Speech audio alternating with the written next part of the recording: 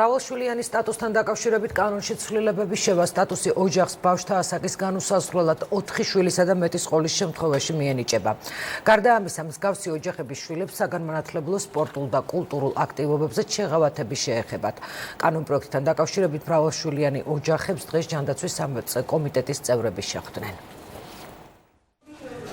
38 წლის ნათიანთია მრავალშვილიანი დედა, 7 შვილის მშობელი, მისი და სხვა მრავალშვილიანი ოჯახების სტატუსის აღდგენისთვის წლები აიბრძვის.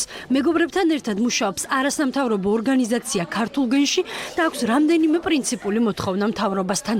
სტატუსი უნდა მიენიჭოს ყველა მრავალშვილიან ოჯახს და არა მხოლოდ იმას, ვისაც ყავს არასრულწლოვანი ბავშვები, რადგან ეს ღირსების საქმეც არის. სტატუსის განსაზღვრისასაც მოხდეს გრადაცია, 3 კატეგორიად გადაიყოს ოჯახები და ამას ხომ შემდეგ აუცილებლად უნდა მოყვეს ის საშეღავათო სოციალური პაკეტი, რომელიც ისე უნდა შედგეს, რომ ამით ხელისუფლებამ ღირსეული მხარდაჭერა გამოხატოს ასეთი ოჯახების მიმართ.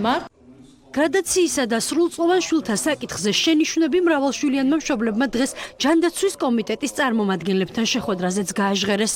მრავალშვილიანობა არ ნიშნავს 4 და დავიწყეთ და იმის იქით. არა, ეს უნდა იყოს ეტაპები, თქვათ, მესამე კატეგორიის მრავალშვილიანია, რომელსაც ყავს 4-დან 6-მდე, თქვათ 6-დან 8-მდე უნდა იყოს სხვა კატეგორია, 8-დან და მეტი უნდა იყოს სხვა კატეგორია და დაბეგვრის მექანიზმი მათი მიმართ უნდა იყოს სხვადასხვა. უკვე თითქმის გადაწყვეტილია, რომ დოკუმენტი ჩასწორდება და სტატუსი ოჯახებს ბავშვთა ასაკის განუსაზღვრელად 4 შვილის და მეტის ყოლის შემთხვევაში მიენიჭებათ. სოციალური მხარდაჭერის კუთხით შეიძლება იყოს ასაკობრივი ზღვარი წევრთა რაოდენობასთან მიმართებაში, მაგრამ როგორც სტატუსის მატარებელი შესაძლებელი იყოს დაზუსტდეს, რომ რამდენი შვილიც ყავს, ანუ თუ ის 4-ზე მეტია შვილი, მიუხედავად ასაკისა, იყოს სტატუსის მატარებელი.